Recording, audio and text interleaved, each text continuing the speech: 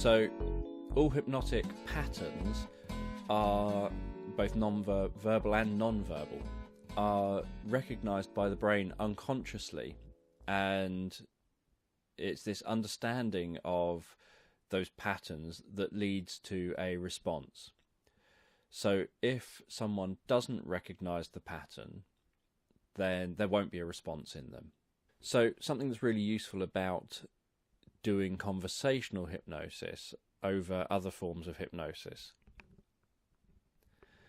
is that there's always this argument of whether someone is play acting and whether someone is responding just because you've asked them to respond and do something, and whether that can have a lasting impact. Because if someone is just play acting, they're just going along and doing things because you've asked them to, that doesn't mean that the suggestions you've given, they're going to carry on play acting off into the future and implement whatever therapeutic suggestions you've given. Whereas with conversational hypnosis, generally the person doesn't know quite what's expected of them. So some things are quite overt and obvious, but other things perhaps could be more subtle. So because they don't know exactly what's expected and exactly when you're giving suggestions and exactly what suggestions you're giving on a conscious level, they can't play act.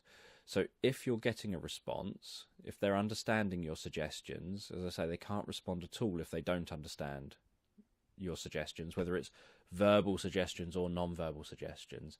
But assuming they understand what the suggestions are, they've got an ability to understand, then if they don't know how they're supposed to play along to what you're doing, any response you get is a true response. It's a response you're getting based on their unconscious figuring out what you're meaning. And because it's a response from the unconscious part of the person, that means, so unconscious is really just a term to say outside of conscious awareness in that moment. So it doesn't mean that they won't be conscious of it in the future, but in that moment they're not aware of that as a conscious thing.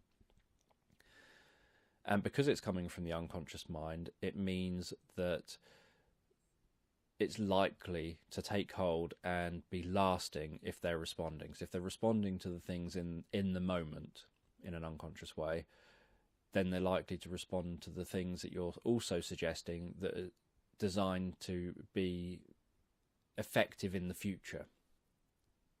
In some schools of people used to think that you had to be weak-willed or feeble-minded to be able to be hypnotized, when the reality of it is it's harder to hypnotize people that are weak-willed and feeble-minded, for want of a term that used to be used frequently back in like the late 1800s, early 1900s, and is still used by some traditional hypnotists nowadays.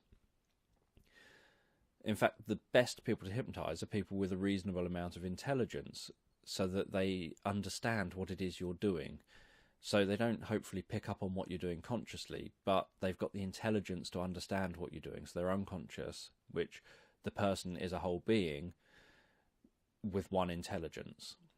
So if the person isn't particularly bright, it doesn't matter whether you're guiding something to the conscious mind or the unconscious mind. The fact is, they don't pick up on it because they're not bright enough to pick up on it. But assuming they're bright enough, essentially bright enough to learn hypnosis, then they will be able to pick up on the suggestions that you give on an unconscious level and respond to them. So contrary to some beliefs that some people hold, hypnosis works best on reasonably intelligent people and people that have a level of motivation and that are stronger willed, people that are willing to give things a go. They're less effective and often creative as well. That helps with some of the hypnotic techniques. It's less effective with people that don't really understand what's going on and how you're doing it.